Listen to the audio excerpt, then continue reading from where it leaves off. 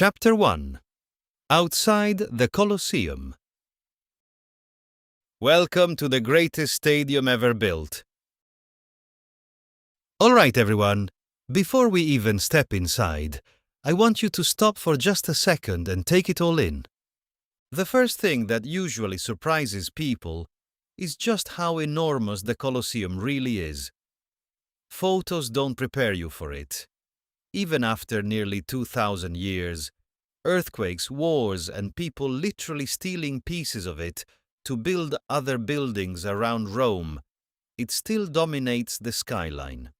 Now imagine standing here in the year AD 80. Instead of broken stone and tourists with cameras, you'd see gleaming white marble reflecting the sun. Bronze statues would stand inside many of the arches. The exterior would be covered with colorful painted decorations. Thousands of Romans wearing white togas and brightly colored tunics would be streaming toward the entrances. The noise would be incredible. Merchants selling food, musicians playing, children running around, people shouting about which gladiator was going to win. You'd smell roasted meat, wine, perfume, and probably plenty of animals too. This wasn't just a building. This was the Roman equivalent of the Super Bowl, the World Cup final, the Olympics, and the biggest concert you've ever been to, all rolled into one. Before the Colosseum.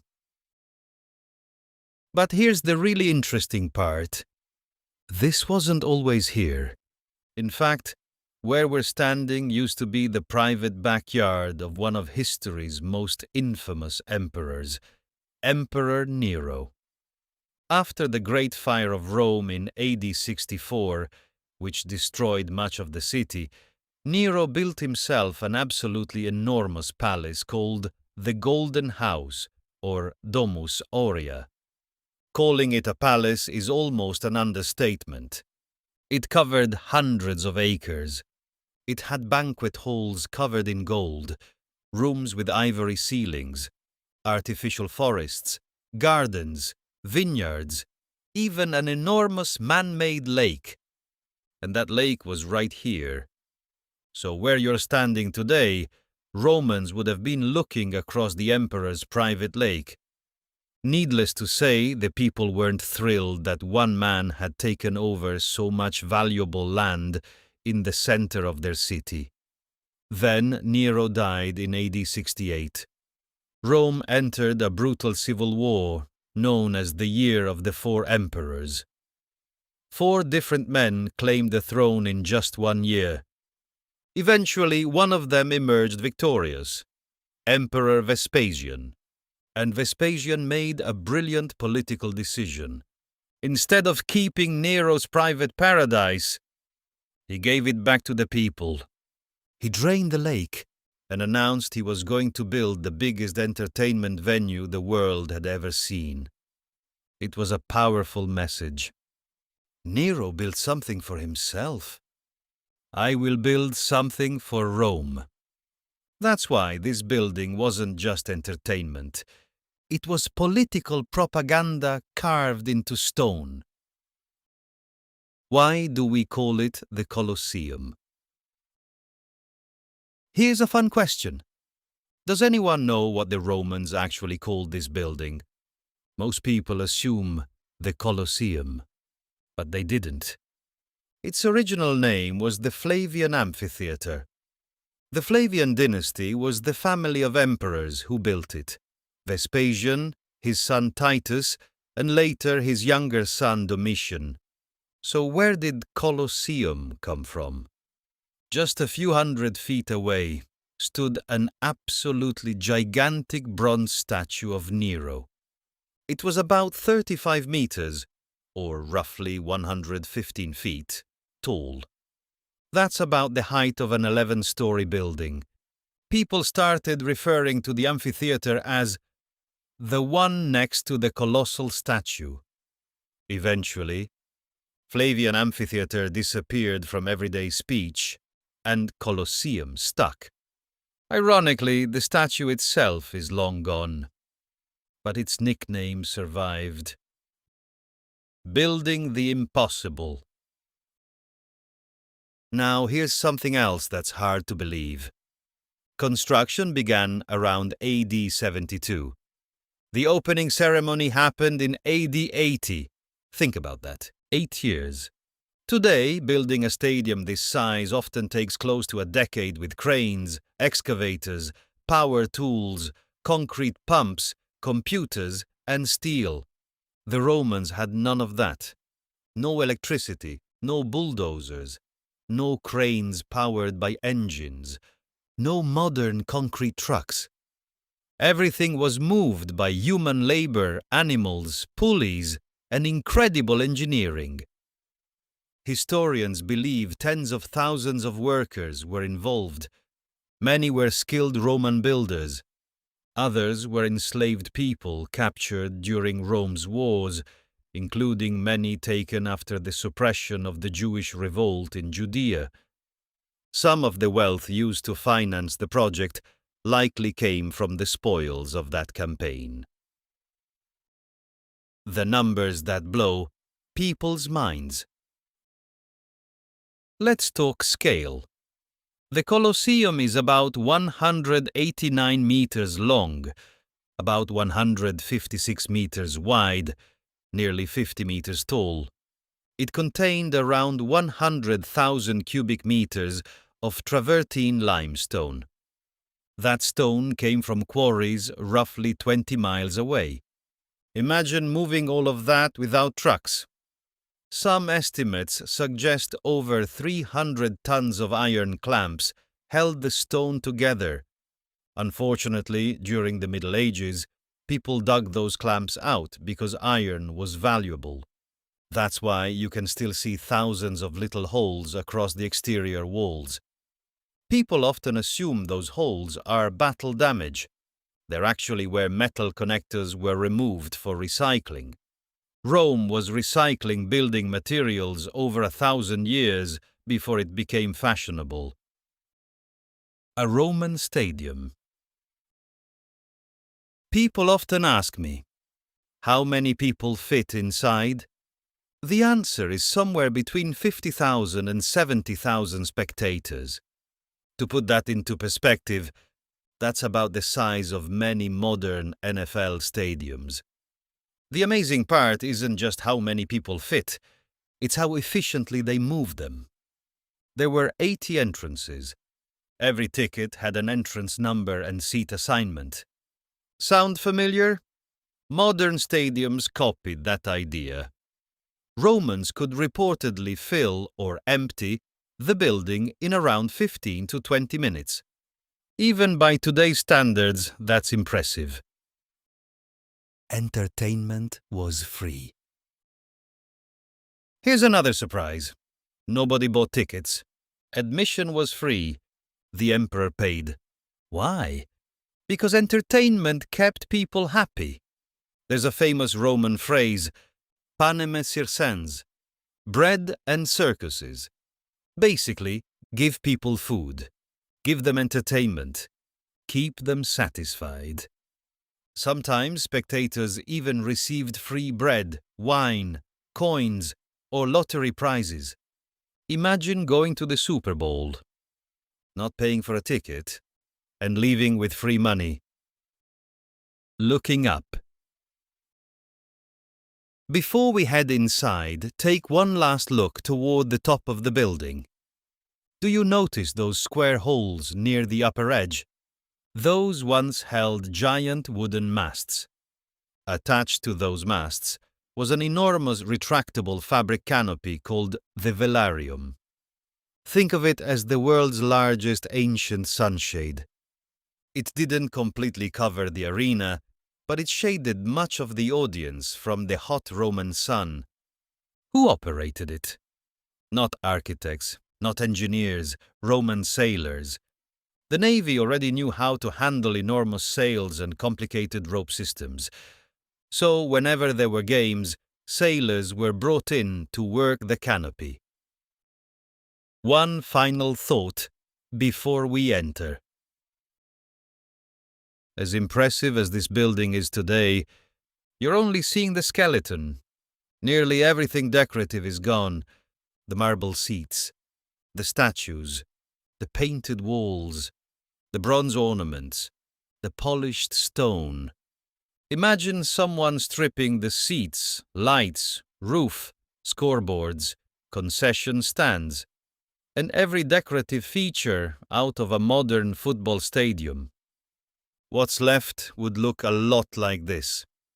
And yet, nearly 2,000 years later, it still leaves millions of visitors speechless. Now let's head inside, because the real stories, the gladiators, the underground tunnels, the wild animals, and what an actual day at the games looked like, are waiting for us just beyond these arches. Chapter 2. Walking toward and entering the Colosseum. Become a Roman for the next 10 minutes. All right, everyone. For the next few minutes, I want you to forget it's 2026. Forget the tour buses. Forget the cell phones. Forget the souvenir stands. Imagine it's opening day. It's AD 80.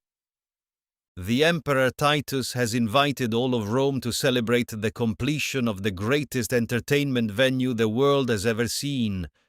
You are one of the lucky citizens attending. Now, let's walk toward the entrance. The crowd. As we get closer, the first thing you'd notice isn't the building, it's the people. Imagine nearly 60,000 spectators arriving from every direction. Some are wealthy senators wearing bright white togas with wide purple stripes. Others are merchants who close their shops for the day. Children are running through the streets pretending to be gladiators. Street vendors are shouting over each other. They're selling olives, bread, wine, roasted nuts, fruit, pastries, and hot sausages. Bookmakers are taking bets on gladiators. People are arguing over which fighter will win. You'd hear music, trumpets, animals roaring somewhere inside.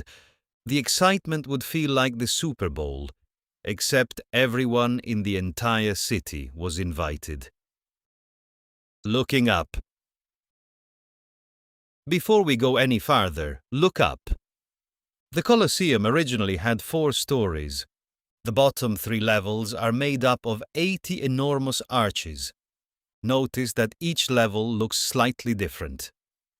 That's because the Romans intentionally used 3 different Greek architectural styles. The ground floor uses the sturdy Doric order. The second floor becomes the more elegant Ionic order.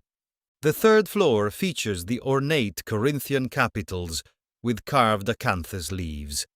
This wasn't accidental. Rome loved borrowing ideas from the Greeks, but making them bigger. Even architecture became propaganda. The message was simple. We inherited Greek culture. We perfected it. The missing marble. One question I always get is, why does it look so rough? Originally, none of this exposed stone would have been visible. The entire building was covered in smooth white travertine limestone. The sunlight reflected off it so brightly that visitors described monuments in Rome as almost glowing. Inside many of these arches stood marble statues. Think about that. As you approached the Colosseum, you weren't just entering a stadium. You were walking through what looked like an outdoor museum filled with sculptures of emperors, gods, military heroes, and members of the imperial family. Nearly all of them disappeared during the Middle Ages. Many were melted down, broken apart, or reused elsewhere. Every entrance had a purpose. Now, here's something remarkable. See all these arches? There are 80 of them. Each one had a number carved above it.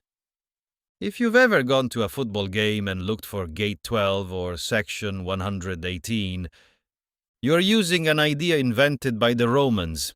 Every spectator received what was essentially an ancient ticket. It wasn't printed on paper. It was often a small piece of pottery or another token with information telling you exactly which entrance to use and where to sit. No wandering around trying to find your section. Everything was organized.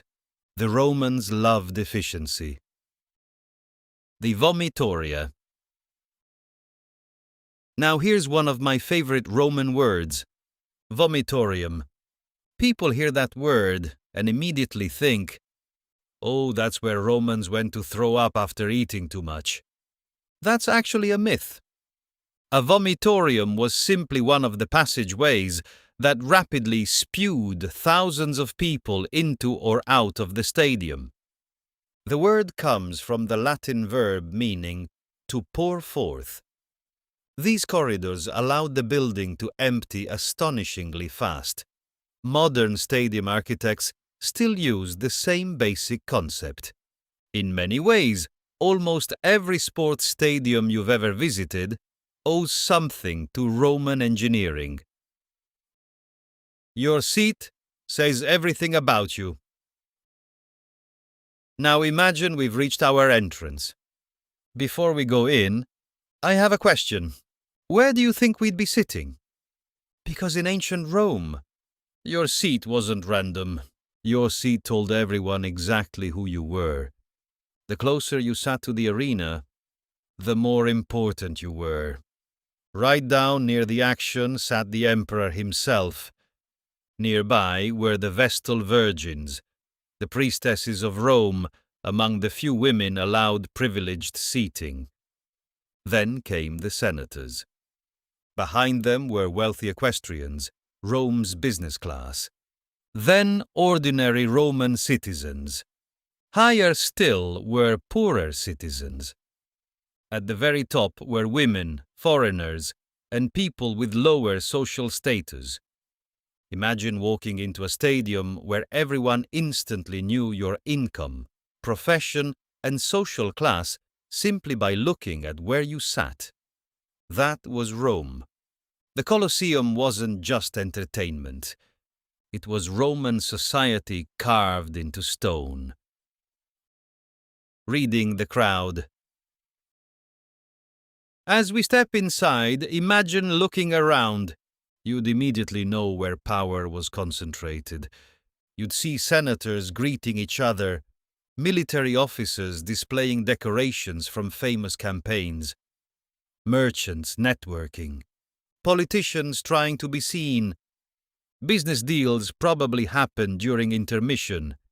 Friendships were made, marriages were arranged. This wasn't simply where Romans watched games.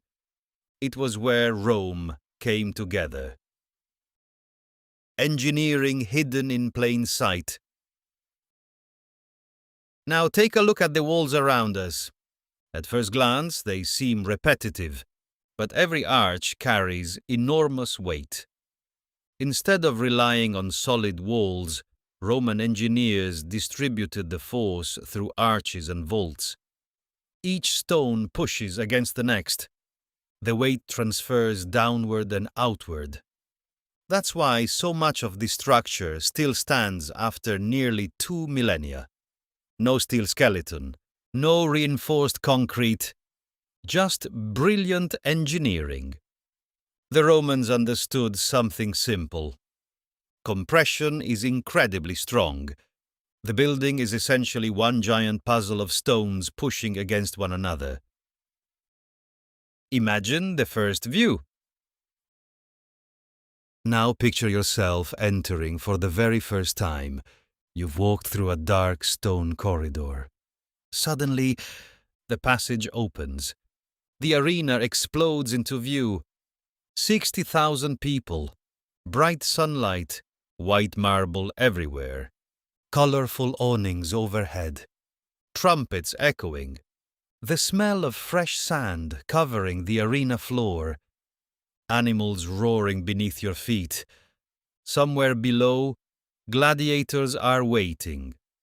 Some are praying, some are terrified. Some know they won't leave alive. The audience doesn't see any of that. They only see the beautiful arena. The machinery below remains hidden. It's like walking into a modern theatre before the curtain rises. The audience sees the show, not the dozens of people working backstage. A detail most visitors miss. As you're walking through these corridors today, look down occasionally. You'll notice grooves worn into the stone. Those weren't carved intentionally. They're the result of millions upon millions of footsteps over nearly 2,000 years. Roman citizens, medieval pilgrims, artists during the Renaissance, Napoleon's soldiers, Victorian travelers on the Grand Tour, and now us. Every generation has walked these same passages. That continuity is one of the most extraordinary things about this place. Before we reach the arena, as we get closer, remember this. Everything you've seen so far, the arches, corridors, numbered entrances, marble decorations, and seating plan, was designed for one purpose: to build anticipation. The Romans understood entertainment better than almost anyone. They wanted every visitor to feel excitement before the first event even began. And in just a few moments, we'll step into the heart of the Colosseum. We'll stand where gladiators fought, wild animals emerged through hidden trapdoors, and emperors entertained an empire. That's where the real stories begin. Chapter 3: The Arena Floor. Welcome to the greatest show on earth. All right, everyone. This is the moment every Roman was waiting for. Take a look around for just a second. Don't rush it. This is one of those places where your imagination has to do a little bit of the work. Today, we're looking down into exposed stone walls and tunnels, but for almost 400 years, none of this would have been visible. Everything beneath us was hidden under a massive wooden floor covered in fresh golden sand. In fact, that's where the word arena comes from. The Latin word arena simply means sand. The sand served two purposes. It gave the gladiators better footing, and it absorbed blood. The Romans weren't trying to hide the violence. They were trying to keep the show moving. Workers constantly raked fresh sand across the floor between events, almost like groundskeepers maintaining a modern baseball field. The greatest stage in the Roman world. Imagine standing right here on opening day. 50 to 60,000 people are surrounding you. Every seat is filled. The Emperor Titus is sitting in his private box. Trumpets suddenly blast from every direction. The crowd immediately falls silent. A procession enters the arena. Musicians, priests carrying incense, officials wearing bright white robes, exotic animals, gladiators in polished armor. Everyone circles the arena while the audience cheers. This wasn't just entertainment. It was theater. It was religion. It was politics. It was military propaganda. Everything Rome believed about itself was displayed right here. Those about to die. You've probably heard the famous line, "Those who are about to die salute you." It's one of the most quoted phrases from ancient Rome, but here's something that surprises most people. It almost certainly wasn't something gladiators said before every fight. In fact, historians only have one ancient account of that phrase being spoken, and it wasn't even by gladiators. It was reportedly said by condemned men participating in a mock naval battle for Emperor Claudius decades before the Colosseum was built. Hollywood turned it into a gladiator tradition. History says otherwise. A day at the games. So, what actually happened here? The games usually started early in the morning. Think of it like an all-day sporting event. Morning. The animal hunts. The first events featured wild animals, not just lions. The Romans imported creatures from every corner of their empire.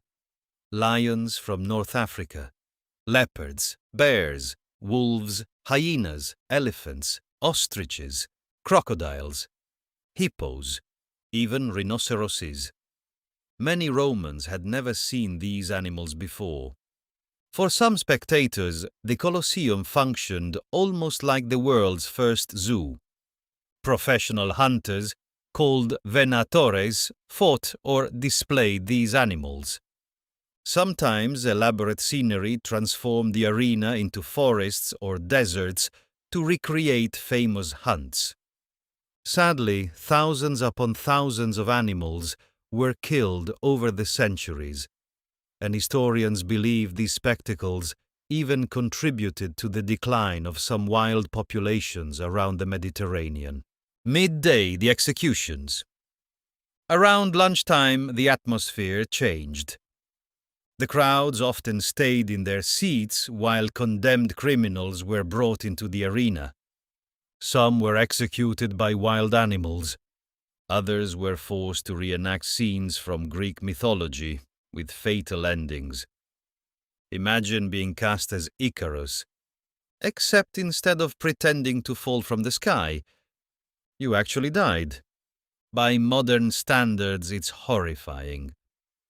But to many Romans, these executions represented justice carried out in public. Afternoon, what everyone came for. By the afternoon, the main event finally began. The gladiators. This is what most people had waited all day to see. Trumpets sounded again. The fighters entered. The crowd erupted. Who were the gladiators? Hollywood often portrays gladiators as enslaved men forced into combat. Some certainly were. Many were prisoners of war. Some were convicted criminals. But surprisingly, others volunteered. Imagine signing a contract agreeing to risk your life in exchange for fame, money, and the chance to become a celebrity. That's exactly what some Romans did. Successful gladiators became household names. Children collected miniature figures of them. People painted graffiti supporting their favorites. Women reportedly admired famous champions, much like modern sports stars. Some even earned fortunes. If they survived long enough. Not everyone fought the same way. One thing most movies get wrong. Not every gladiator used the same weapons. The Romans loved variety. A murmiglio carried a large rectangular shield and a short sword. A thraex, inspired by warriors from Thrace, fought with a small shield and a curved sword. A retiarius was perhaps the most unusual. He carried a fishing net, a trident, and a dagger. No helmet, very little armor. His job was to stay fast, throw the net, trap his opponent, and finish the fight with the trident. The Romans intentionally matched different fighting styles against one another. Think of it like carefully balanced matchups in boxing or mixed martial arts. Every fight told a different story. Did every fight end in death? Here's one of the biggest myths about the Colosseum. People assume every gladiator fought until someone died. Actually, most didn't. Training gladiators was incredibly expensive. Schools invested years teaching them combat skills, discipline, fitness, and showmanship. Killing an experienced gladiator every afternoon would have been terrible business. Many fights ended when one fighter surrendered. The defeated gladiator would raise a finger to ask for mercy.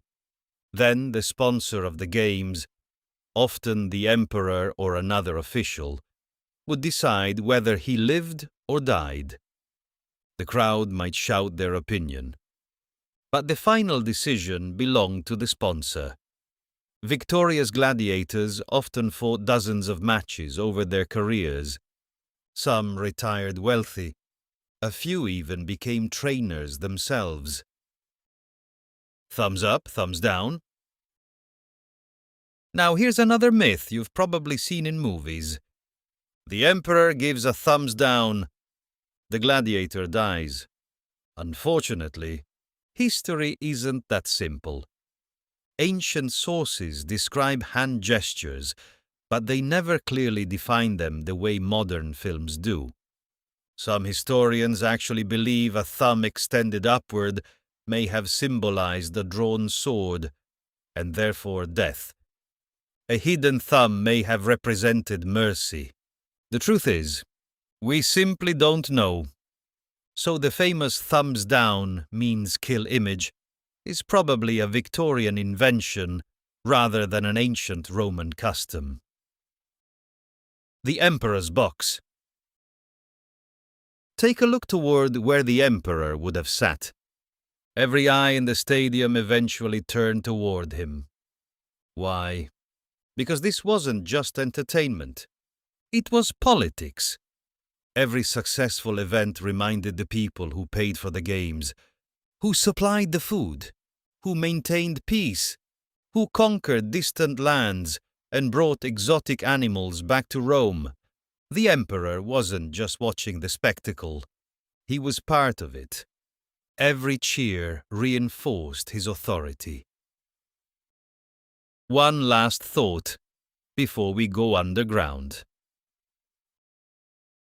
Standing here today, it's easy to focus on the violence, but for the Romans, the Colosseum represented something much larger. It celebrated military victories, displayed engineering genius, showed the wealth of the empire, united people from every class, and reminded everyone that Rome believed itself to be the center of the civilized world. Now we've seen what the audience saw. Next, we're going beneath the arena, into the hidden world no spectator was meant to see. The underground tunnels, the cages, the elevators, the trapdoors, the machinery. The place where gladiators waited in silence while 60,000 people above them screamed for blood. And in many ways, that's the most fascinating part of the entire Colosseum. Chapter 4. Beneath the Arena. The Hidden World of the Colosseum. Behind the curtain. If the arena above was Hollywood, this was backstage. Take a look down. Today you can see a maze of stone walls stretching beneath the entire arena. At first glance, it almost looks like the ruins of a small city. But 2,000 years ago, you wouldn't have seen any of this. Every inch of it was hidden beneath a wooden floor covered with sand. To the audience above, the arena looked like one enormous open space. They had no idea what was happening underneath their feet. Imagine going to a Broadway show. You see actors, lights, and scenery. You don't see the dressing rooms, stagehands, costume designers, or people pulling ropes behind the curtain. The Hypogeum was exactly that. the backstage of the greatest show in the Roman world. Welcome to the Hypogeum. The Romans called this underground complex the Hypogeum, a Greek word meaning under the earth. Interestingly, it wasn't part of the original Colosseum. When Emperor Titus inaugurated the building in AD 80, the arena floor was largely open beneath. A few years later, his brother, Emperor Domitian, transformed it into an engineering masterpiece by adding this vast underground network. What you're looking at contains 2 levels of corridors. There were storage rooms, animal cages, weapons rooms, workshops, waiting areas for gladiators, water supplies, guard stations, and countless passageways connecting everything together. It's estimated that hundreds of people work down here during every major event. Almost nobody in the audience ever saw them. The elevators. Now here's the part that usually amazes people. See those square openings throughout the underground? Those were elevator shafts, not electric elevators.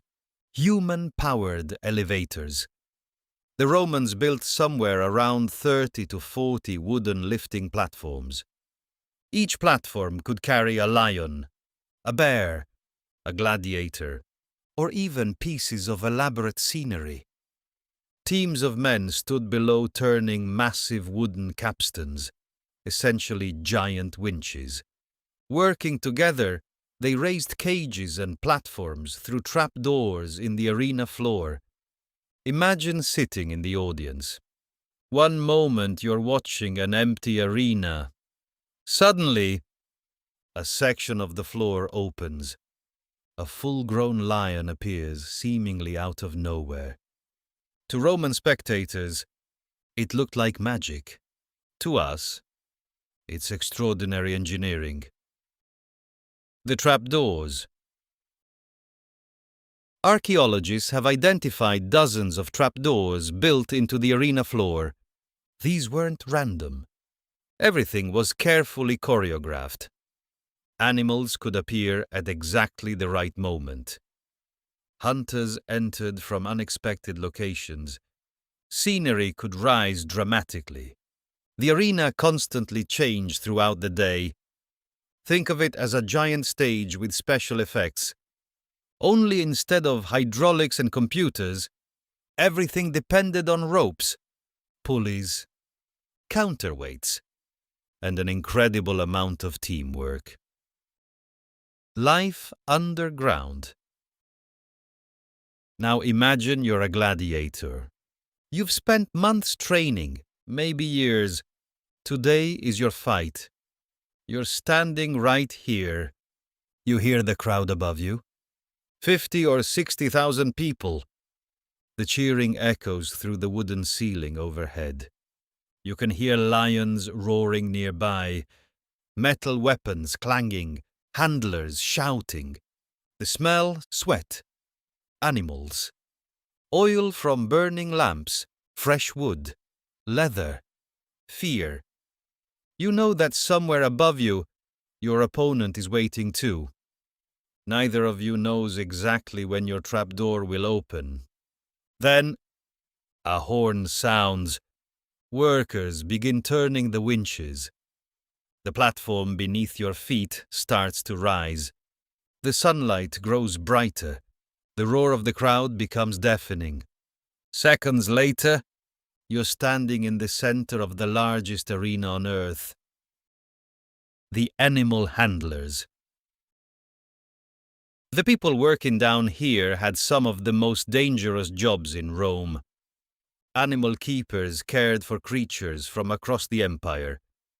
Imagine trying to control a frightened leopard, or an elephant, or a lion that had traveled hundreds of miles by ship. Many animals arrived exhausted and terrified after weeks or months of transport. Keeping them alive and keeping them from escaping underground required enormous skill. One mistake could be fatal. Could they flood the arena? Now here's one of the biggest mysteries of the Colosseum. Many ancient writers claim that the arena hosted mock naval battles called naumachiae. Imagine the arena filled with water, ships sailing, soldiers fighting. It sounds unbelievable. And honestly, historians are still debating exactly how it worked. Some believe the Colosseum could be flooded during its earliest years, before the underground Hypogeum was built. Once Emperor Domitian added this extensive network of tunnels, elevators, and cages, flooding the arena would have become almost impossible without destroying the machinery below. So while ancient naval battles may have happened here early on, they almost certainly did not continue after the underground complex was completed. Sometimes the most honest historical answer is simply, we're not entirely sure. More than gladiators. It's easy to think the Colosseum was only about combat, but it was also a place where Romans displayed the reach of their empire. Many of the animals here came from lands Rome had conquered. Every elephant, every tiger, every giraffe, every crocodile sent a message. Rome was so powerful that it could bring the entire known world to one city for a single afternoon of entertainment.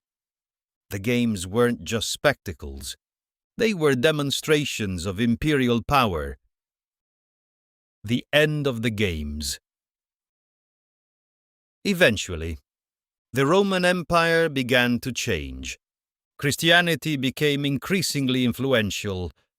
The empire faced economic problems. Maintaining massive spectacles became more difficult. Gladiatorial games gradually declined. The last recorded gladiator contests are generally believed to have taken place in the early 5th century, around AD 404, although animal hunts continued for several decades afterward. For the first time in centuries, the arena fell silent. The Colosseum's second life. But the story didn't end there. Over the next 1,000 years, the Colosseum became many different things. People lived inside it. Small houses were built among the arches. Craftsmen opened workshops. It became a fortress for powerful Roman families. Parts were converted into a church. Then came earthquakes. Major earthquakes in 847 and especially 1349 caused huge sections of the southern outer wall to collapse. If you notice that one side of the Colosseum looks missing, that's why. The fallen stone became a convenient quarry. Builders carted away marble, limestone, and iron to construct churches, palaces, and other buildings across Rome. In a way, pieces of the Colosseum are scattered throughout the city. Even parts of St. Peter's Basilica incorporate stone taken from here. Rediscovering the Colosseum. During the Renaissance and later centuries, artists, architects, and travelers began seeing the Colosseum differently. It was no longer just an abandoned ruin. It became a symbol of Rome itself. Painters came here to sketch. Poets wrote about it. Visitors on the Grand Tour considered it an essential stop. Eventually, archaeologists began excavating the arena, uncovering the underground structures we're looking at today. Without those excavations, we'd never have understood how astonishing the engineering truly was. A final reflection. Before we leave, I want to leave you with one final thought. When this building opened, the Roman Empire ruled nearly everything surrounding the Mediterranean Sea. The Colosseum was brand new, The Pantheon hadn't yet been rebuilt into the form we know today. Much of Europe looked completely different. Empires have risen and fallen. Languages have disappeared. Entire civilizations have come and gone. And through all of it, this building has remained. Scarred, broken, incomplete, but still standing. Nearly 2,000 years after the first spectators walked through these arches, millions of people from every corner of the world continue to gather here, not to watch gladiators, but to marvel at what human beings were capable of building long before modern technology. That's one of the reasons the Colosseum isn't just one of the greatest monuments in Rome. It's one of the greatest monuments in human history. And with that, thank you for joining me. I hope that the next time you hear the word Colosseum, you won't just think of gladiators. You'll think of engineering, politics, architecture, storytelling, and the remarkable civilization that built it.